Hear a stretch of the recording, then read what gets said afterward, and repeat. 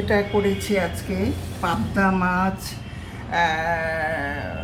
করেছি। মাছটাকে প্রথমে একটু ভালো করে তেল গরম করে কম আঁচে এপিঠ ওপিঠ ভেজে নিলাম।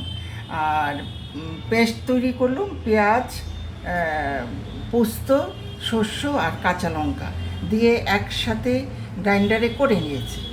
তারপর ফোড়নে একটু কালো জিরা দিয়েছি, আর হিং তো আমি সব তরকারিতে দিই। এরপর যখন ইয়েটা লাল হয়ে গেল, হয়ে যাওয়ার পর ওই বাকি মিশ্রণটা দিয়ে আঁচ কমিয়ে ভালো করে ভেজে নিলাম। যখন সেন্ট বেরোলো গরম জল দিলাম, গরম জল ফুটে উঠলো, মাছগুলো দিলাম আর দুটো কাঁচা লঙ্কা চিড়ে দিলাম। দিয়ে যখন মাছগুলির ভেতরে ভালো করে নুন মশলা সব ঢুকে গেল, একটু ঘন ঘন মতো হয়ে গেল, তারপর নামিয়ে নিলাম।